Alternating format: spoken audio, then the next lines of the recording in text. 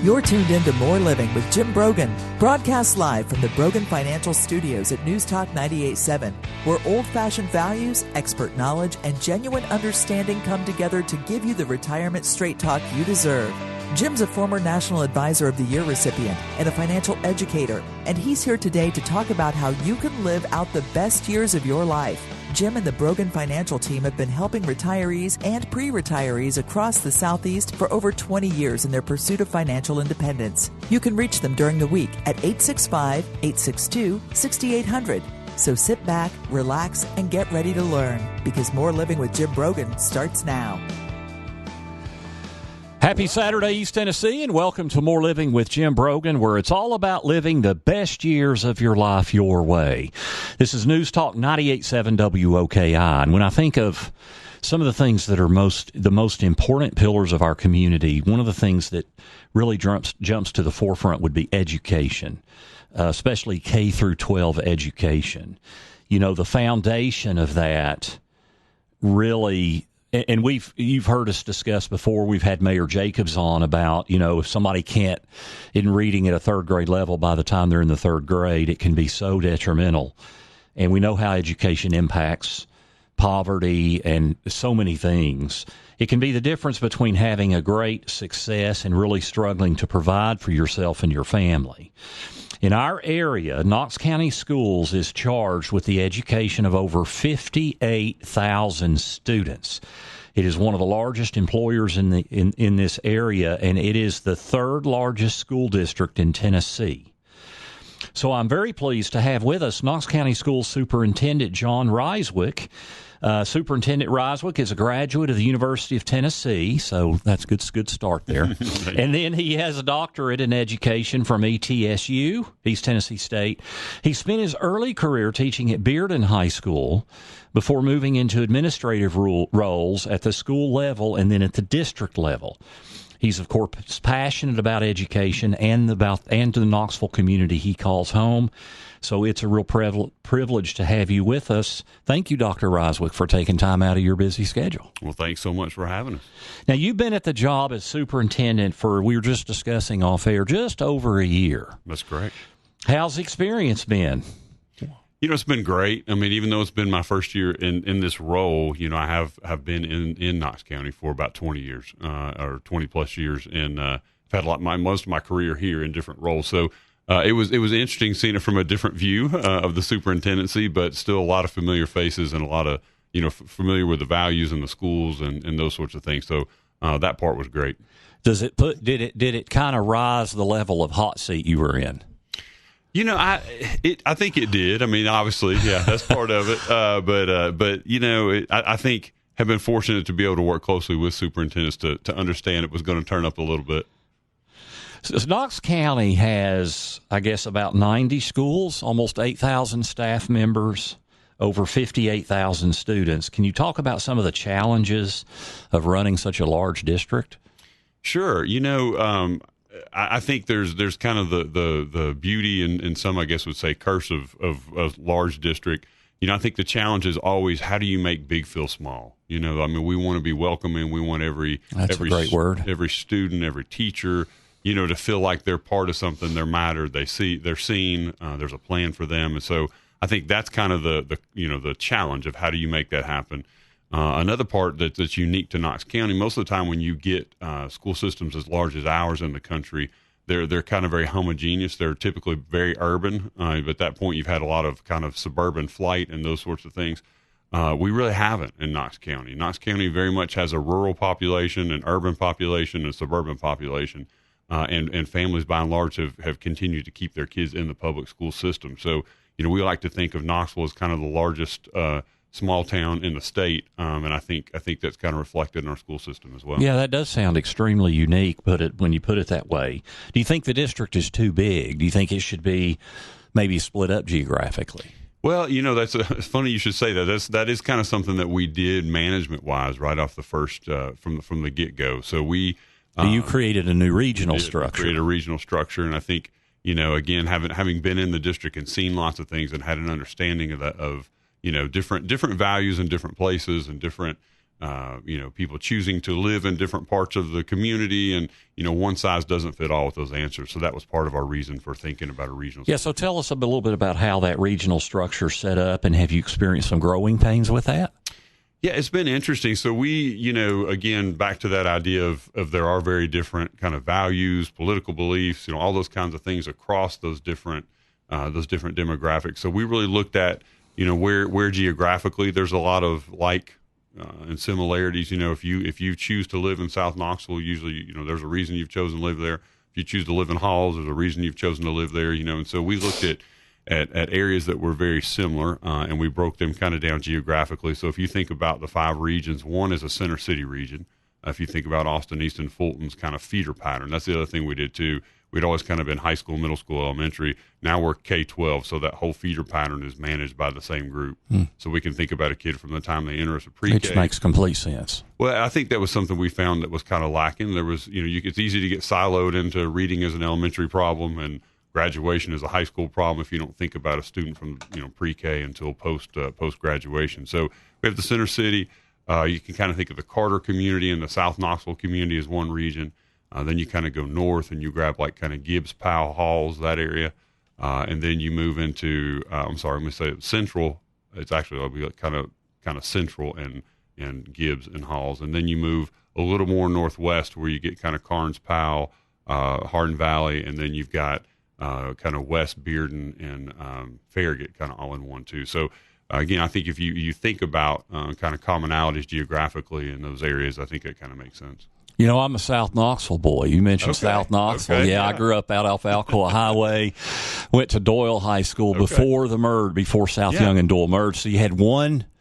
Well, I guess now you have one high. I mean, that zip code is huge geographically. It is. The river's kind of a dividing line. It's kind of a crazy. It's so large geographically. It took me close to 15 minutes to drive to high school.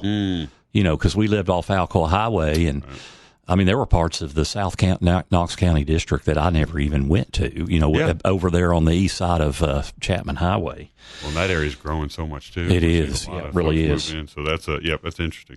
Now you have 4 priorities, Dr. Rysewyk, that you've identified that you want to address during your tenure. Excellence in foundational skills, particularly early literacy and middle school math. Why those 2 things? Well, you kind of alluded to that in your opening. I think the public's pretty understands that kind of 3rd grade reading, and why that's so important. You mentioned, up until then, until a student can learn to read, they rely on everyone else for their knowledge, right? The teachers, the parents, whoever that is, are doing that. Once they learn to read, it opens the whole world up for them. That's where we see exponential growth when students can then choose to read and process on their own. They're now their gainer of knowledge. And after 3rd grade is where we see those gaps for a student who can't read really exponentially grow, because everyone kind of leaves those kids behind. So 3rd grade is really important, and our focus has really been back to prior to 3rd grade. It's what are we doing in that pre-K? Well, yeah, because once you get there, right? That's kind of the last measure you want if you're not on. And middle school math? Middle school math for us, we've worked closely. I know we'll probably get into some of the 865 Academy structures that we're doing in high school and rethinking that. We've worked close with the chamber. We look at jobs that are coming. 5 of the top 10 jobs projected for this region are STEM-related jobs. Science, technology, engineering, or mathematics. So for us, where we have seen historically kind of we do well in math through kind of 5th grade, and then there's kind of this drop-off in middle school. And then for us, then it goes back to kind of Algebra 1, if you think about that being a freshman course. And that's kind of the gateway to all the other math and sciences. So if you're struggling in your pre-algebra, which would be kind of those middle school math, you're probably limiting a lot of future careers that are coming to Knox County. So for us, if we can get kids performing proficient high by the time they leave 8th grade, they got a real good chance to be good at Algebra 1, which opens up all the other math and sciences. Now, that's one of the 4 priorities. So excellence in foundational skills in those 2 areas, particularly early literacy and middle school math. I want to get into some of these other 4 priorities that you mentioned. So we're going to get to our first break. When we come back, we'll talk about more of those priorities and get into some of the challenges in the district and what's going on with testing and all those things. So stay with us as we're visiting with Dr. John Rysewyk. He is the Knox County School Superintendent. You're listening to More Living with Jim Brogan on News Talk 98.7 WOKI.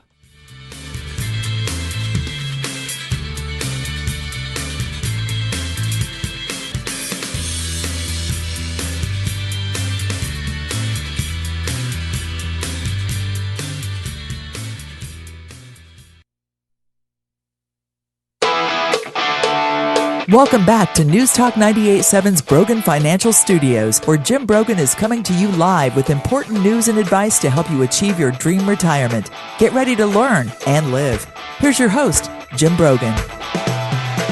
Welcome back. This is More Living here on News Talk 98.7 WOKI. I'm Jim Brogan. We're visiting this morning with Dr. John Rysewyk. He is the Knox County School Superintendent. Education at the K through 12 level is just so critical for our area and to lay a foundation so people can be successful. We were talking about the 4 priorities, Dr. Rysewyk, you identified that you really want to focus on during your tenure. We discussed the first, excellence in foundational skills. The second one, provide great educators in every school. Talk to us about attracting and retaining great teachers.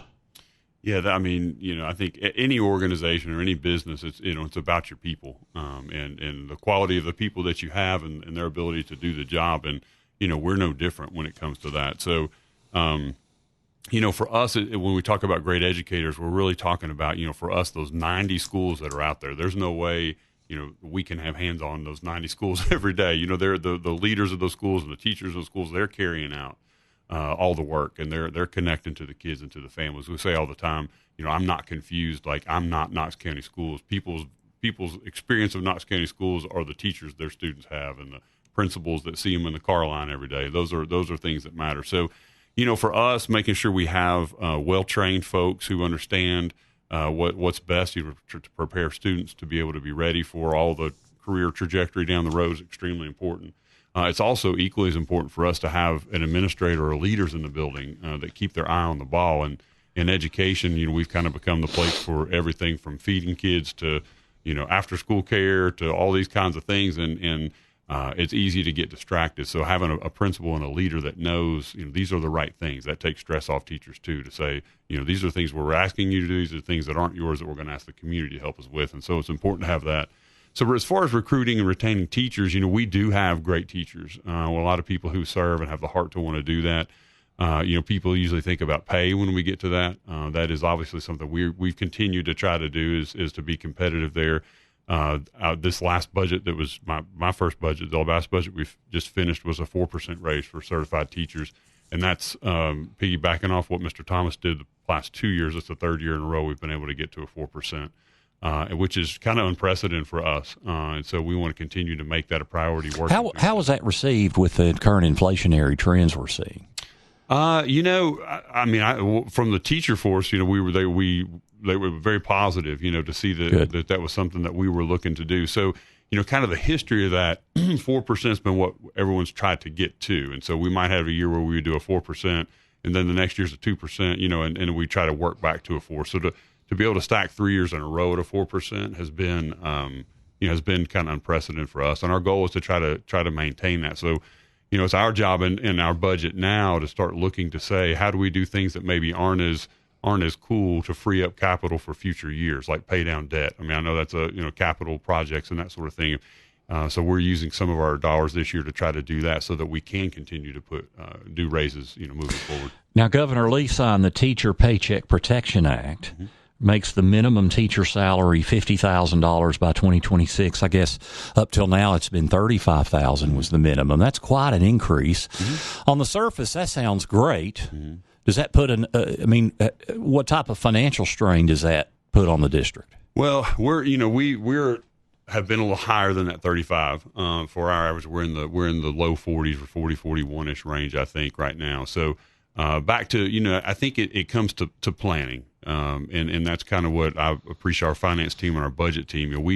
To get to that 50,000, part of our goal again was there's a lot. We've had additional state funding this year, and there's a lot you can do with that just right off the bat. But if you don't plan for the future with that, then I think you kind of miss the mark. So part of what we did with that again was to say if we can stay consistent on a 4% over multiple years, we can get to that 50,000. But we can do it slowly, kind of slow boil over time, as opposed to you put a bunch of money up front in it, and then you're struggling every year to make that, or you don't have commitments for textbooks or those kinds of things. So our finance team built a plan to do that. We should be able to get to that 50,000. Yeah, that's a big increase. It is. Right? Yeah. With, I guess, 4 years to get there, really 3.5 years to get there, right? Right. So I know the district has challenges with hiring. Mm-hmm. So what measures are you taking to make working for the district more attractive? Yeah, that's a great question. So, I think we realized about 2 years ago, the days of kind of how that teacher recruitment had worked in the past. You kind of draw a circle around Knoxville of all the universities that produce teachers and colleges, and then you send out your folks with pencils and swag bags, right? And then you try to out-recruit everyone else. Well, interesting trend has kind of happened nationally is that those those universities are not producing the same number of teachers anymore. So it's even more competitive for that. As we dig down and look at things, you start realizing that it's not the pencil and swag bag that's getting people. It's typically they want to work within a certain geographical area of either the school they're graduating from, or they want to return home to go be a teacher wherever home is for them. So it's not about just signing bonuses. All those things have been tried in the past. So our approach has been different. Last year we created an additional part, well, not really additional part, but we broke off and made a talent acquisition department in our human resources. So instead of just processing through again regular way of doing that, we actually think there are other ways to get alternative folks into the classroom that maybe they're high school students who have an aptitude to want to teach, and we're going to help track them through school, bring them in as tutors, do that kind of thing, and kind of grow our own future teaching force. We have teaching assistants and educational assistants in our schools that maybe don't have a 4-year degree. We have a program called Grow Your Own to try to grow them into teachers. So they're already there. They've shown the aptitude. We know what they can do with students. And that matters a lot. But we think there's actually another level we can go with that. We think that the workforce probably already lives in Knoxville. Maybe they're somebody who had a decent job when they graduated and stayed in something like medical billing, but they've really always had a heart to want to teach. And we're trying to make those connections back with universities to get them on a pathway so that anyone has a path to the classroom. So I think that's how we'll get our kind of non-traditional force will help us in the long run. Yeah, it's so important to have great people. Seems like there's a lot of infrastructure needed. You mentioned it's the teachers that are engaging with the students and the parents. But if you look at you as superintendent and then work your way down into the principals of the schools and even down, there's a tremendous amount of infrastructure there. So it's not just hiring. When we say great educators, that's not just teachers. That's administrators, right? I mean, you've got to have great people all the way down. Very true. Very true. Yeah. Now, we talked earlier about the foundational skills. We talked about early literacy and then middle school math. Now, as far as the high schools, for the 2022-23 school year, the 865 academies were added to 8 high schools. Mm-hmm. So tell our listeners about the academies. What are they? How they'll impact high school students and prepare them for a career of college readiness. That's a great... either career or college, really. So, we kind of looked at, again, over the last couple of years, and I think, that kind of ties into our third priority, which is that career empowerment and career empowerment preparation, which is really thinking about what is the end game for our organization. If we're successful, how do we measure that long term? And, what are we uniquely positioned to do? Well, we're kind of the only game in town when it comes to getting students ready for their careers when they're done. And if they have those gaps, that's kind of back on us. The church isn't doing that. The fire department's not doing that. That's kind of the school system. So we really looked at that about 2 years ago and started saying, well, are our high schools, the last piece of that, are they really preparing kids for that next step? And it was beyond just, for a long time, graduation was the metric, and did kids walk across the stage and did they earn the state diploma? And for us, we realized that's not enough, because if a kid comes back from college and during Thanksgiving break, we kind of failed. If they weren't ready, if they didn't stay, if a kid, job hops from the time they graduate in that first year and, they're back working at a job that they're probably underemployed, that doesn't work either. So, we kind of raised the stakes a few years ago to say we want to know that they're ready and successful in that next step. And we've kind of made 3 things with that. We said a student can enlist, totally fine if the military and a career is there for them. They can enroll in a post-secondary institution or college, or they can be employed, but we want to make sure it's a high-demand, high-wage job that they can actually raise a family, stay in Knoxville, and be productive. So for us, it was, well, what are we doing backward planning for the high schools? And out of that came the 865 academies. 865, obviously, because that's our area code.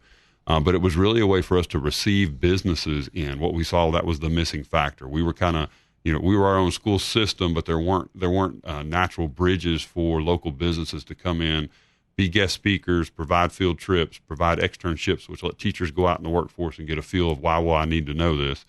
And so kind of 865 was birthed out of that, and trying to redesign how we do high schools so that we can make sure we have business partners in there and that we're being very intentional about pathways for students on how they become what they need to, instead of just kind of a hodgepodge of classes they take to meet graduation requirements. They actually have true experiences where they're saying, I want to do this or I don't want to do this when I graduate. We feel like that's part of our job. Yeah, I think that's fantastic what I'm hearing there. And then the fourth priority, success for every student, which kind of, everything. I think those three lead to the fourth, right? Mm-hmm. So talk about success for every student. How do you define success? You kind of did in that last, but how would you define success, Dr. Rysewyk? I think there's so many pieces to that success. I think ultimately, I think we look back and go, as I said before, it's our job to prepare the next generation. And if they're not ready, if there's not, if there's not enough of a workforce for the jobs that are coming, Knoxville's growing, as like crazy, and companies are coming here all the time. And we want to be one of the reasons they're coming here. One, for the employees, families to have success, but then also that they say, well, there's a great workforce here of educated people. So I think that one's really important. And I think along the way we have a lot of little kind of metrics that, third grade reading being one. We talked about algebra being one. We want to be a place that is we're probably going to launch a campaign soon this year called Teach Knox. We want this to be a prime place where teachers, educators, and we said before, administrators want to come to Knoxville, and there's a clear path on how you can become part of the team. And we've had a lot of people interested in that. So I think there are a lot of things that look along the way. But for us, I would say two things. One is that, are they ready when they leave us to go do one of the 3 E's we talked about? Right. And then two, I would say, is that for every student, right? That's a big thing for us too. It's not just for, for certain kids who live in certain neighborhoods. It's for every student. And so we've put a lot of work into that around our success for every student. We know, especially in our urban core, that there are, a larger percent of deficit. So we actually just launched what we Region 5, which is Austin, East, and Fulton, their feeder patterns. A 5-year strategic plan just for those two feeder patterns, to bring in advanced academics, to bring in partnerships for employment, and to really make sure that we're holding those schools and those feeder patterns with the opportunities and the rigor that they need, so that those students can succeed from everywhere. That's important for us. We're privileged to have Knox County School Superintendent Dr. John Rysewyk with us in studio, and we're hearing a lot of great things of what's being implemented and everything going on at the school district level. When we come back from our next break, we're going to talk about the impact of COVID and the importance of standardized testing, and is it underemphasized, overemphasized? I want to get into some of those questions. How do we measure student success as they continue to progress from the K through 12 level? We'll also have our dollars and cents segment and talk about important milestones based on age once you hit 50 years old that you need to be prepared for and aware of to take advantage of opportunities in your financial plan. So stay with us. This is More Living with Jim Brogan on News Talk 98.7 WOKI.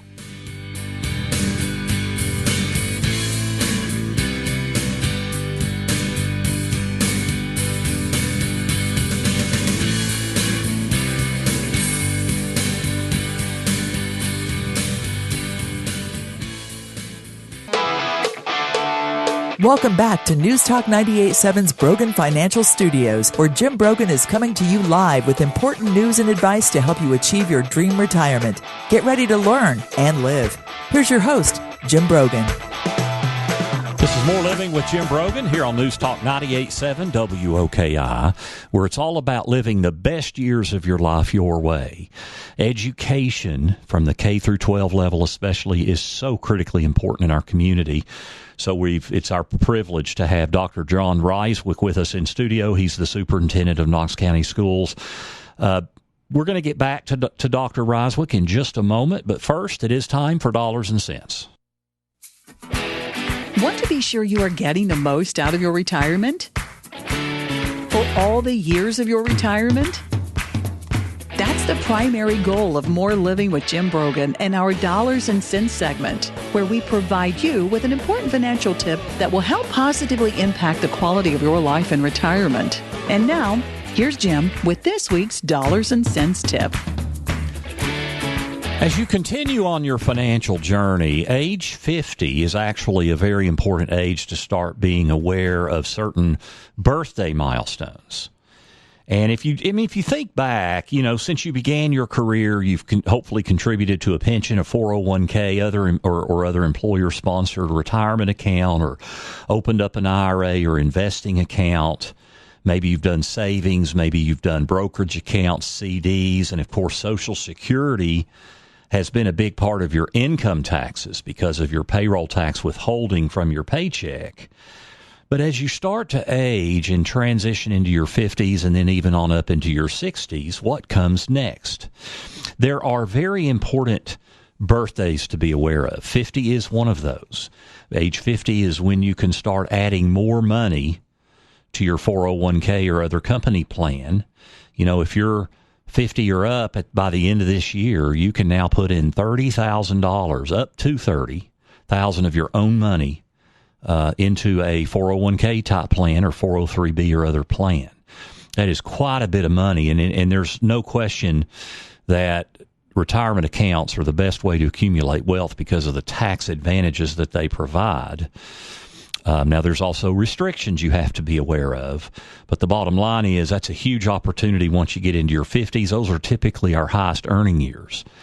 55 is an opportunity you need to be aware of. If you leave your employer after you're 55, you have early access to your company plan where you left, even though you're not 59 and a half yet. 59 and a half is an important age where you don't have any penalties to access money in your retirement accounts. 62 is an important age because that's the earliest that you can draw Social Security benefits. Then, of course, your full retirement age would be between 66 and 67, depending on when you were born. I will back up. 65 is when we claim Medicare typically.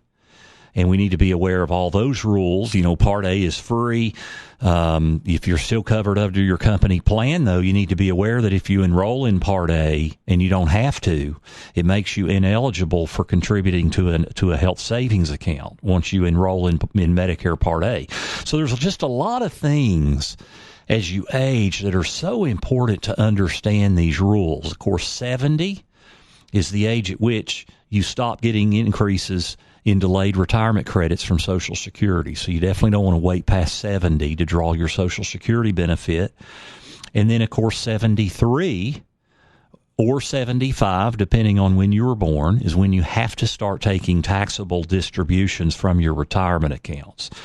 So there are a lot of ages that you really need to be aware of and how something like Social Security strategy could affect your income taxes or even your Medicare premium. All of those things are so important. I have published a guide. It is a guide to milestone birthdays at age 50, and you can download that guide. It's complimentary. You can go to our website, broganfinancial.com, click on resources, and you can download that complimentary guide, again, on milestone birthdays that you should be aware of to take advantage of opportunities. That's our Dollars and Cents segment for this week. You can find this week's Dollars and Cents segment and others by visiting broganfinancial.com. Check us out online, broganfinancial.com. We've published a lot of information so you can stay informed and make prudent decisions to impact the quality of your life as you age and as you move through your financial journey and your life plan at a larger level. You see at our resources tab, we've got lots of guides. We've also got a blog. You can follow our e-newsletter that comes out every week with great tips. My upcoming classes that I hold through the University of Tennessee and Pellissippi State Community College will start back in late August. You can get that full schedule, broganfinancial.com, and click on classes. This morning we're visiting, speaking of education, we're visiting with Dr. John Rysewyk. He's the Knox County School Superintendent. We're appreciative for him taking time out of, I'm sure, what is a very busy schedule. Standardized testing, Dr. Rysewyk, is a measurement that's so used for student achievement. It's not the only way to determine if a student is learning. So what are the challenges of using testing as a determination of student success? That's a great question. I think question has probably been asked for many years. So I'll start by just telling a little bit of history. So, the standardized tests that we give, that the state of Tennessee gives, are required by the federal government to be done. So every state has to submit their testing package, and there are requirements within that federal of what grades have to be tested and that sort of thing. So that's really kind of the where that comes from is actually federal, so that they have the ability to kind of see how everyone's doing. Now, within that, every state's got its own standards, that they test to. So that's why there's a little wiggle room for not for assessing. They have to do that, but what they assess and what the standards are. And Tennessee has very rigorous, about 10 years ago, very rigorous standards. They are some of the best in the nation as far as that goes. So I think that matters a lot. There's a lot to unpack just with testing in and of itself. I think, there are some myths out there about that if a student, like we take third grade, we've talked about that. So if a student is not proficient in third grade, then that must mean they can't read. And I can remember, a long time ago going and visiting third grade classrooms where kids were reading poetry and stuff. And I'm thinking, I knew the proficiency of that school. And I thought, well, this is inaccurate. They obviously can read, just that the state of Tennessee has extremely high proficiency standards. So to be proficient in Tennessee it matters. And we applaud the fact that they have a high bar. But it's also important for the general public to understand, just because a student's not proficient, it doesn't mean that they're in terrible trouble. They need intervention to be able to get up to that level, but it also isn't a seal of fate for them. So there's been some concern over this newly implemented third grade retention law. Mm-hmm. Can you talk about, for our listeners, what is that law, and are there some misconceptions about it? Yeah, I think the same way that it's new, and I think that anytime something's new, there's a lot of information that's out there. So it's been a year ago that the state legislators passed this, and it's a pretty bold move. It was really saying if a student is not proficient in their third grade, their ELA or English Language Arts portion of their third grade test, that they would be retained. And then there was like this unless, all right? So then there's kind of these required interventions that would happen for a student. So if a third grader takes their TCAP, their formal assessment, and then their English score is not proficient, then they would have a couple of choices. So one would be the state's funded summer camps, which is a great intervention where students go pretty much the month of June. We're in the middle of those right now in Knox County.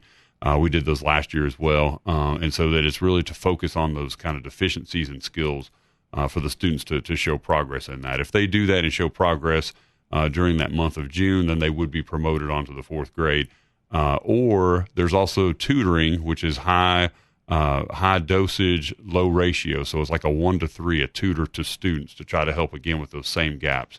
And that would actually happen during their fourth grade year. They would have that tutor assigned to them throughout the year with a certain amount of time per week they would get and those sorts of things. So not to complicate it even more, but which intervention happens for a third grader depends on where a student scores out. So in that state test, there's a category called below, and that's the lowest a student could score, a range. And then there's one called approaching, which is between below and proficiency. And then there are two levels in proficiency. One you've mastered, and one actually you've advanced and scored above that. So if you're a student who's in that approaching, a family gets a choice to either go to summer camps or to take a tutor. But if you're in below, you actually have to have both. So it is good that the interventions are there and the funding for the interventions are there. I think what hit people hard was kind of this, it's a pretty strict penalty if your student's not proficient in third grade, that you've got to face that. Is that, we talked about, is testing, how efficient is that at measuring success? I mean, some kids have bad days. Some kids get a lot of anxiety around a test. I mean, if you have a single test at a single moment in time determining whether somebody can go on to the fourth grade, is that reasonable? Yeah, I mean, I would say on a personal level, no. I don't think it is. And I would think, in Knox County, that was kind of our pushback, our board. Well, and I realize this is what the legislators did. Right. So I would say, yeah, I would think most probably reasonable people think there should be some other measures taken into. You should look at a body of evidence, not just kind of one piece. And we feel the same way. Our board had a resolution to the state, kind of saying the same thing. And we saw a little movement in the legislators this year. Their addendum to the law was to say there's a 3 times a year we do a universal screener for students to kind of see where they are on their reading abilities. So they changed the law for not for this year, but for next year, that if a student's scoring in the top 51% on that universal screener, then that also will count. But that wasn't in place for this year. And it still will, kids, it's still another test, right? So yeah. students do test a little different, and it's multiple times. Because some kids, it's real that have a hard time. They have a lot of anxiety with testing. Very true. Right. Or could be having a really bad, something could be happening in their home life with their parents that we don't know about. Right. That affects their ability to take a test on a given day. Right. Yeah, so hopefully the legislators will maybe look at it seems to me anyway, I'm not an educator, but hopefully look at a little bit bigger body of work there, that the test is part of that. We would be for that too, and I think, the other part of that it said people had asked before, if you were king for the day, what would you have done? And I think I do applaud, one, that the state's taking it serious. I do think the methodology is could be better. I also think they've brought funds with it now. I would like to have seen kind of a longer runway of the funding of the intervention for 3 or 4 years to see if that really limits the number of kids who would need this. I think we could probably have closed that That's gap. A great word. I think that's a great word. But we'll see. Now let's talk about Tennessee and Knox County in terms of measurement and where we stack up. Before we get too into that, though, COVID. Mm-hmm. I mean, I think COVID is going to be looked at back at on a national level as one of the greatest educational tragedies that's ever happened in the United States. You don't have to comment on that comment, by the way, but who was most impacted? Where do you see some issues with specific grade levels and learning environments that were less successful during those school years? And what are we seeing now that's been impacted? Mm-hmm. No, I mean, I think I'll say a couple things about that. One, I think that what happened during that time, I still remember, the governor's announcement and then being on a long video conference the rest of the afternoon about what we were going to do through all that. So I think it was definitely disruptive. I think that, in everyone's lives, and especially in education, it didn't spare students either. I do think that part of, we talked about the 4 priorities, part of us naming those priorities was really trying to get back to naming what the work of a school system is. I think for a long time it's kind of all hands on deck everywhere in society. And now that we're kind of on the backside of some of this, it was trying to define that. So we had to really get to where we could define that to know what it was we were going to put our resource and money and time into. So what we've seen is, students were impacted pretty severely just because it was inconsistent. I mean, our teachers did a great job switching over to virtual, and some kids have continued to do virtual. Out of that, we birthed a virtual school, and students still choose to be in that. So for some, that was beneficial, but not for the majority. Are you seeing, I mean, it's a couple of years later, how much impact are you seeing with things like growth in scores and all those things? Credit to our teachers and to our administrators out there. The numbers and our data right now is embargo, but our numbers that we're seeing right now, even off last year, we're back to about where we were pre-pandemic. Really? What we're seeing right now in some of these early numbers, especially, the only number we have that's not embargoed right now is our 3rd grade data because of the for the impact of the law we just talked about.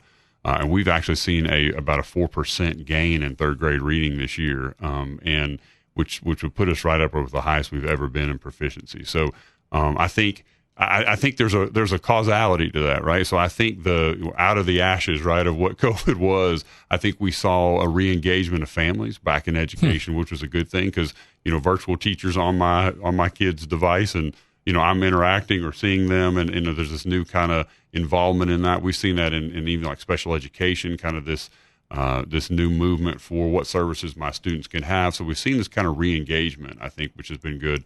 The virtual world has blown up. I could remember, again, the day the governor closed schools and closed everything down, us being worried about we weren't a one-to-one district. We didn't have every kid didn't have a device. We lifted that in a few short months.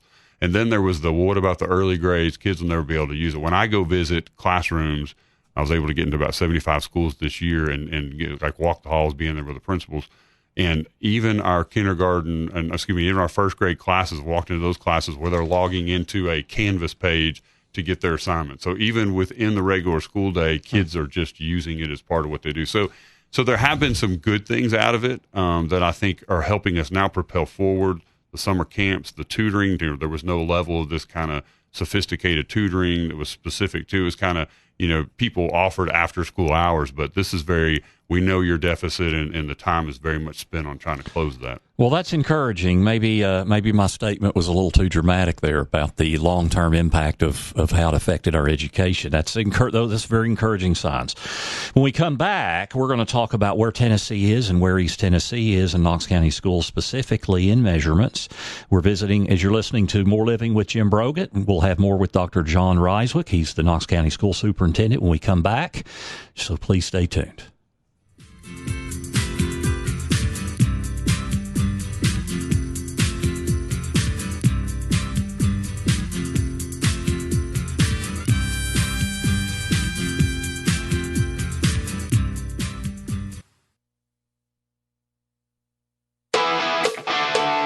Welcome back to News Talk 98.7's Brogan Financial Studios, where Jim Brogan is coming to you live with important news and advice to help you achieve your dream retirement. Get ready to learn and live. Here's your host, Jim Brogan. This is More Living on News Talk 98.7 WOKI. I'm Jim Brogan. We're visiting with Dr. John Rysewyk. He is the Knox County Superintendent of Schools. I do want to mention, over at Brogan Financial, we are proud to be involved in collecting donated school supplies for our Knox County schools and teachers from now until the end of July. A lot of times teachers buy supplies on their own. So we want to help provide and donate those supplies. We collect them and deliver them to an organization that distributes them to our educators in Knox County local schools. So that's us getting involved in our community-sponsored Brogan Financial team. We have a charity team. Anyone in our community that would like to contribute, you can come to our office and drop off your donations during our business hours at Brogan Financial. We're right across from the Sam's gas pumps in West Knoxville, off of Walker Springs Lane in the Onyx Point. We're on the ground floor there in that first tower, right across from the gas pumps at Sam's. You can drop off school supplies that we will then donate to Knox County schools, and this is the second year we're doing that, and we love to do that to help our educators. Let's talk about kind of where Tennessee is. Tennessee's ranked 40th in education nationally. Knox County schools received in 2022 by the Tennessee Department of Education received a in need of improvement. Why do you think that Tennessee has struggled to move up in achievement rankings? That's a good question. I think overall as a state, I think we saw a lot of movement at the end of Governor Bredeson's time, and I think Governor Haslam made huge strides there during that time to really kind of up the ante for the state, really looking at national scores and those kinds of things. And I think that's when we saw the majority of our jump and looking at those things. And Governor Lee, has continued with that too. So I think it's been something that's there. I think if you look at the state across other in comparison, I think probably funding levels haven't been the same in Tennessee as they are, which is one reason people move to Tennessee, right? Lower taxes, those kinds of things. So it's it kind of plays off back and forth. I think that's a factor there. I think too, you look at some of the states that are probably around that, where they've probably been, historically a little less industrialized. Of course, all that stuff has changed now. So I think we're seeing that. But I think because of that work and the movement that Tennessee's made even into 40th in that kind of range, we're starting to see the population explosion in Nashville and moving into Knoxville now too. So I think people will just continue to demand more and more, and that'll continue to rise. Dr. John Rysewyk, Superintendent of Knox County Schools. I hate that we're out of time. I had like 5 more talking points I wanted to go through. But thank you for taking time out of your busy schedule. This has been a great hour. Really gets us informed of there's really a lot of great things going on with Knox County education. We have great folks, and appreciate you having us today. Absolutely. So that's Dr. John Rysewyk. We certainly appreciate his service.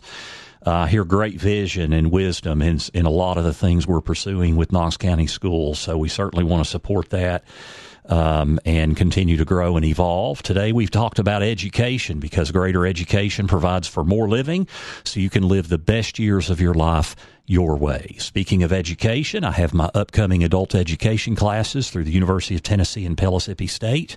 Starting in August, you can go to my website, broganfinancial.com, and click on classes.